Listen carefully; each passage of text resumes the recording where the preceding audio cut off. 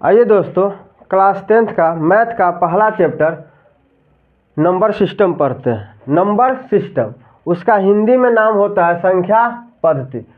Number system को हिंदी में कहते हैं संख्या पद्धति। इसमें हमें संख्याओं को बारे में पढ़ना पड़ेगा।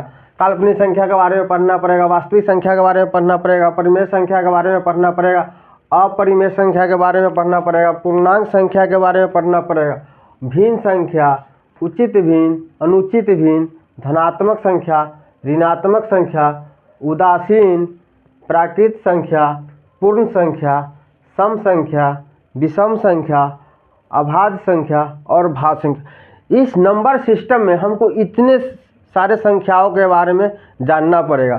सभी का गुण अलग अलग होता है और सभी का काम भी अलग अलग है। सभी संख्याएं हैं लेकिन सभी संख्या का काम अलग अलग। जैसे प्राकृत संख्या किसे कहते हैं, भाज्य संख्या किसे कहते हैं, अभाज्य संख्या किसे कहते हैं, सम संख्या किसे कहते हैं, विषम संख्या किसे कहते हैं। इस सारे चीज़ को हम इस वीडियो में समझेंगे।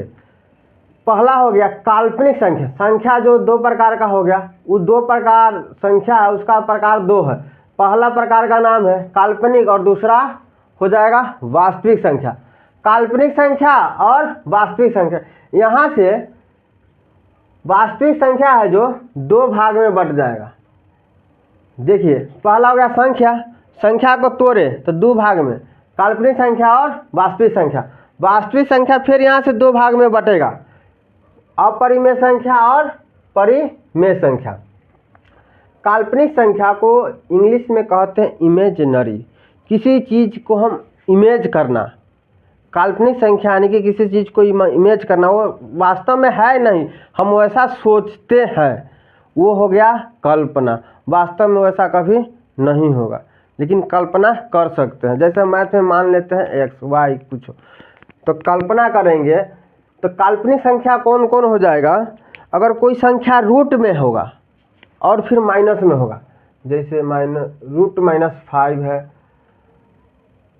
-√7, -√3, ये सब काल्पनिक संख्या हो गया, क्योंकि रूट में भी है और माइनस में भी है।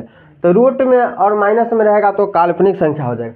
वास्तविक संख्या जो वास्तव में है उसको निकालेंगे तो उसका मान पॉजिटिव आएगा, उसका मान पॉजिटिव आएगा। जैसे 2, 3/5, √5, 22/7, ये सब क्या है, ये सब हो जाएगा ETC वास्तविक संख्या, क्योंकि ये संख्या वास्तव में है। ये √5 है, इसका +5 है, इसका वर्गमूल निकालेंगे ना कुछ प्लस में आएगा, तो जितना भी प्लस में रहता है वो सारा हो जाएगा वास्तविक संख्या। वास्तविक संख्या हो गया। तो देखो, हम ऐसे इसको रिलेशनशिप पर बांटेंगे, जैसे कि रिश्ता नाता फरियाते हैं, उस नाते रिश्ते पर फरियाएंगे। तो देखो, संख्याओं का प्रकार वास्तविक संख्या और काल्पनिक संख्या का पिता मान लेते हैं, तो ये दोनों इसका क्या हो जाएगा, बेटा। काल्पनिक संख्याओं के प्रकार का दो बेटा है, जिसका नाम है, एक का है काल्पनिक संख्या और दूसरा बेटा का नाम है वास्तविक संख्या। काल्पनिक संख्या जो रूट में रहेगा और माइनस में रहेगा वो हो जाएगा काल्पनिक संख्या। वास्तविक संख्या जो रूट में भी है लेकिन प्लस में होगा, 2/, में भी हो सकता है, ये सब हो जाएगा वास्तव में है, इसलिए इसको वास्तविक संख्या का। अब वास्तविक संख्या, ये देखो काल्पनिक और वास्तविक। अब यहाँ से काल्पनिक संख्या नहीं टूटेगा, क्योंकि इसका शादी ब्याह हुए नहीं किया, तो जनरेशन कहाँ से करवाएगा। क्योंकि इसको मान लो, जिसको बाल बच्चा नहीं था, जिसका शादी ब्याह नहीं होता है गांव देहात में, उसको क्या बोलते हैं, मुस्मात। ये संख्या मुस्मात है, समझ गया। इसका शादी ब्याह नहीं हुआ तो इसको बाल बच्चा होगा नहीं, लेकिन ये हो गया ससुरा होशियार, ये हो गया होशियार। ये सोचा कि चल हमारे को भाई नहीं करेगा तो वंश कैसे बढ़ेगा, तो हम करते हैं। तो ये वास्तविक संख्या होशियार है, वास्तव में इसके पास धन भी है, तो ये कुछ अच्छा ही सोचेगा। ये अच्छा सोचा कि धन सब फिर कौन भोगेगा, तो धन को भोगने वाले के लिए कुछ उसके बारे में सोचा है, शादी ब्याह किया। इसका भी 2 पुत्र जन्म लिया, एक पुत्र का नाम है अपरिमेय संख्या और दूसरा पुत्र का नाम है परिमेय संख्या। तो वास्तविक संख्या का 2 बेटा हो गया, परिमेय और अपरिमेय। तो देखो, परिमेय संख्या कौन सी संख्या है उसको हम वास्तविक संख्या बोल सकते हैं, क्या कि एक खानदान में के है, इसी एक खानदान में के है।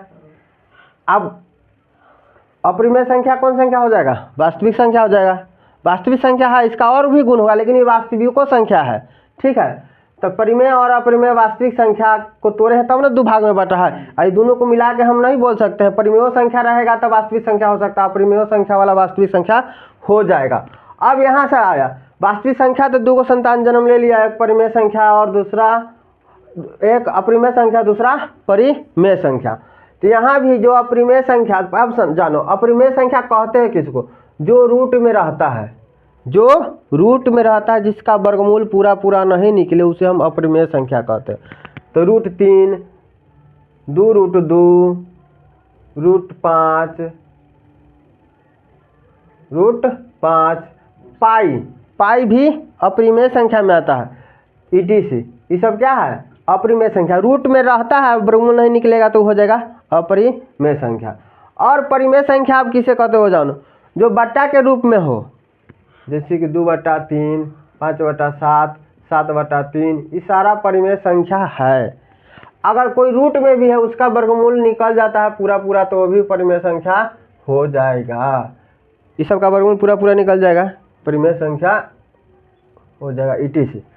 अब यहाँ से देखो अपरिमेय संख्या ये छितरा रहा था, इसका वर्गमूल निकालेंगे ना तो निकलबे नहीं करेगा, तो ये छितरिया रहा ज़्यादा की, तो इसको छोड़ दिया, कहा तू छितरा रहा, बड़का भाई है तो ये तो हटा, ये शादी कर लिया, ये होशियार था, कहा कि बाडू है करेगा कि नहीं करेगा, एक चक्कर में अपन जवानी जियान करे, परिमेय संख्या कहा अब चलो हम करते हैं, ये होशियार निकल गया और शादी ब्याह करके दो पुत्र को जन्म दे दिया, एक जिसका नाम है पूर्णांक संख्या, दूसरा नाम है भिन्न संख्या।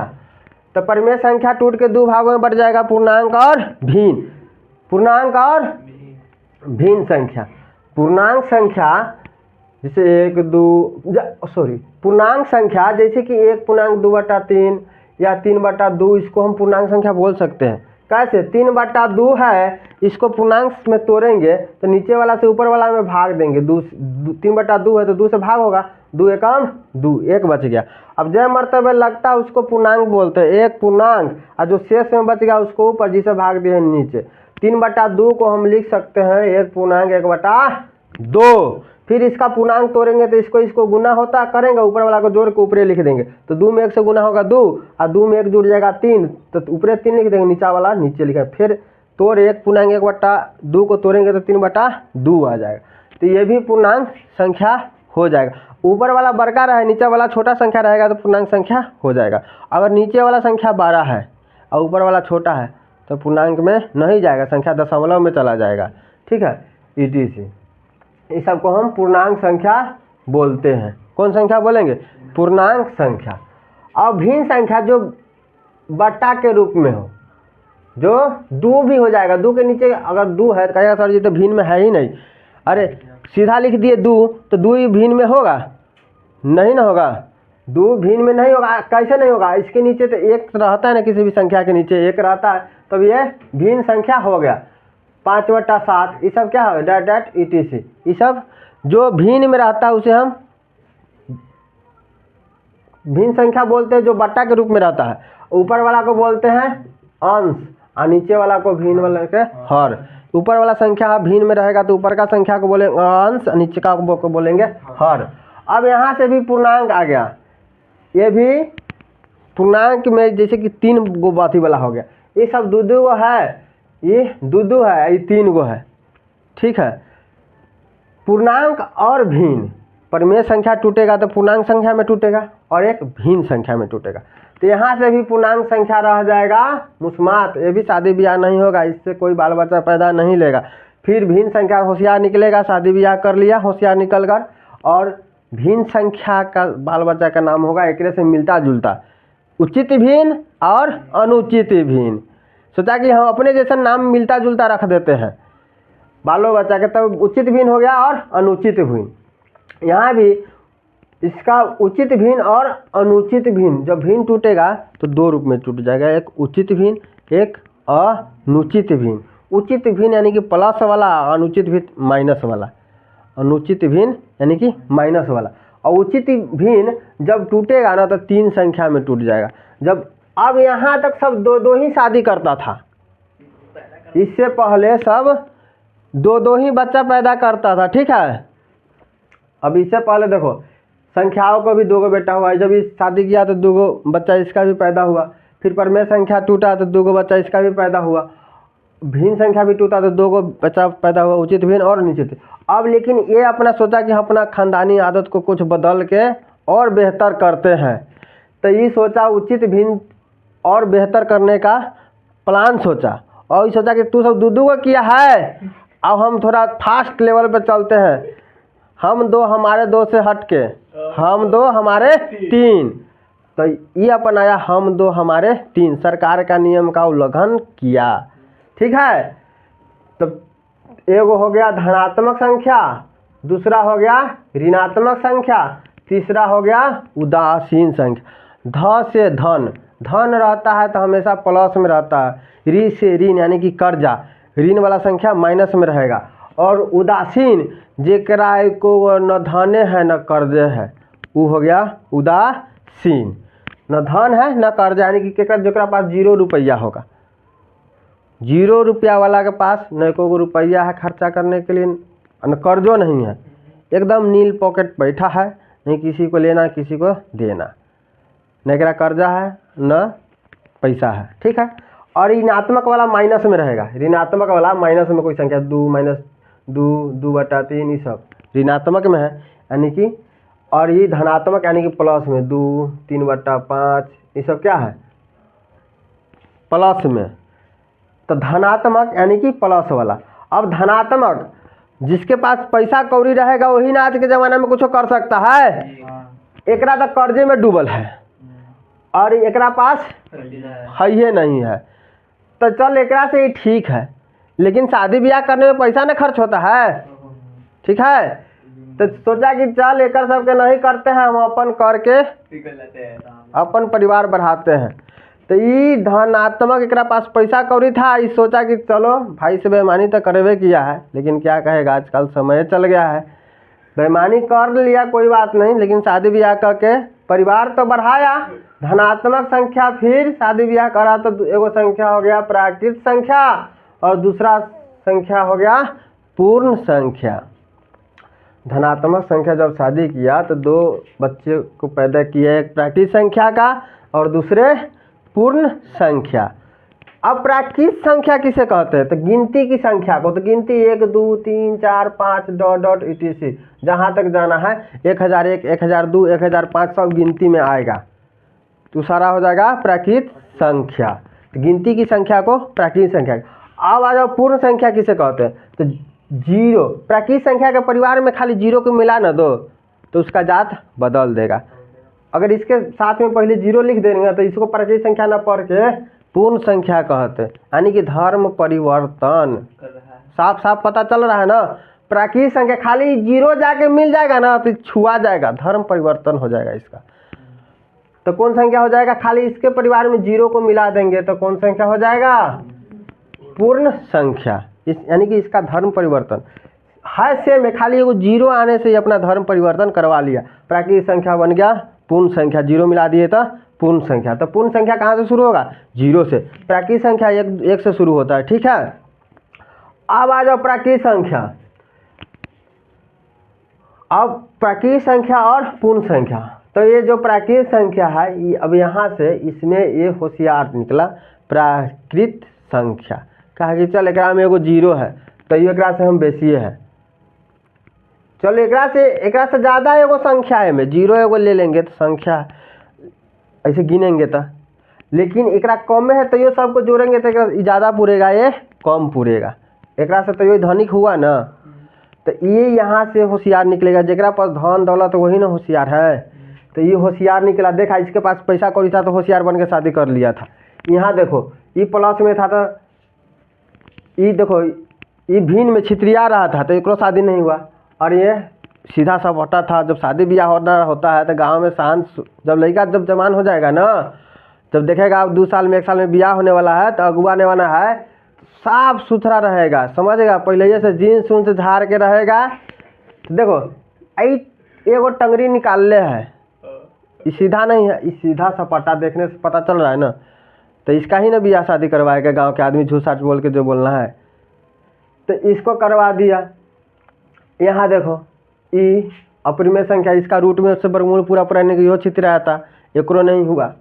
देखो पैसे वाला का शादी होगा अनतः सीधा सपाटा रहेगा ओकर, ठीक है। यहाँ देखो सीधा सपाटा नहीं था तो इसका शादी नहीं हुआ, सीधा सपाटा नहीं था इसका शादी नहीं हुआ। ये देखो ये सीधा सपाटा था, शादी हो गया। यहाँ ये सीधा सपाटा था तो शादी हुआ कि नहीं, यहाँ भी सीधा सपाटा था तो इसका भी शादी हुआ, इसका नहीं हुआ। ये दोनों में इसका हो गया, ये दोनों में इसका हुआ। यहाँ देखो ये माइनस में था, इसका पैसा बिना पैसा वाला का कोई वैल्यू नहीं है तो इसको नहीं हुआ, इसका हो गया वास्तविक संख्या। अब यहाँ से प्राकृतिक संख्या 4 संख्या में टूट जाएगा, यानी कि सब अभी तक आ रहा था हम 2 हमारे 2, एगो अपना लिया हम 2 हमारे 3, और अब जो है ये और थोड़ा जनसंख्या बढ़ाने में लगा है। ऐसा ने भारत के जनसंख्या सब देश से आगे आ गया है, ठीक है। विश्व में जनसंख्या के अनुसार भारत का दूसरा स्थान था, लेकिन अभी चाइना के पछाड़ दिया है, समझ में आया। अब चाइना दूसरा स्थान पर चला गया है, अब भारत आ गया पहला स्थान पर। जनसंख्या के दृष्टिकोण से पूरे विश्व में दुनिया में भारत का 1 नंबर पर है, बाकी सब चीज़ में तो पीछे है, जनसंख्या है। तो देखो तब ये तो प्राकृतिक संख्या और बढ़ाया 4 गो, एगो का नाम दे दिया सम संख्या, एगो के नाम दे दिया विषम संख्या, एगो के नाम दे दिया अभाज्य संख्या, और एक का नाम दे दिया भाज्य संख्या। अब तो सब का नाम अलग अलग है, तो चारों बेटा रहेगा तो एक काम नहीं करवाएगा, केकरो इन्हें भेजेगा, केकरो सब के अलग अलग काम होगा। अब इस प्राकृतिक संख्या जो सम संख्या है 4 भाग में टूटा, उस सम संख्या जो 2 से पूरा पूरा कर जाता है उसको हम सम संख्या कहते हैं। जो 2 से पूरा पूरा करता है वो सम संख्या। तो सम संख्या काम जान गया, जो 2 से पूरा पूरा करता है सम संख्या। विषम संख्या जो 2 से पूरा पूरा नहीं करता है, जो 2 से पूरा पूरा नहीं करता है, ये सब क्या हो जाएगा, विषम संख्या, जो 2 से पूरा पूरा नहीं करता है। अभाज्य संख्या जो 1 से कटता है अपने से कटता है, 1 से कटता है और अपने से कटे, वो हो गया अभाज्य संख्या। भाज्य संख्या जो 1 से कटे अपने से कटे और दूसरा कोई और अंक से कट जाए, कोई देखो 1 और अपने को छोड़कर कोई तीसरा अंक से भी कट रहा है ना, तो हो जाएगा भाज्य। या जिसका गुणनखंड 2 अंक से ज़्यादा हो, तो इसमें देखो गुणनखंड जब भी तो 2 से ज़्यादा होगा, 2 अंक से कटेगा तो 3 गुणनखंड हो जाएगा उसका। ये हम पढ़ लिए पूरे वास्तविक संख्या का सारांश, इस चैप्टर का सारांश हुआ। अब नेक्स्ट वीडियो में इससे संबंधित हम क्वेश्चन को देखेंगे, भाज्य संख्या से देखेंगे, अभाज्य संख्या से क्वेश्चन देखेंगे, सम संख्या से देखेंगे क्वेश्चन, परिमेय संख्या से क्वेश्चन पूछता है, परिमेय संख्या से पूछता है, वास्तविक संख्या से पूछता है, भिन्न से पूछता है, पूर्णांक संख्या से पूछता है।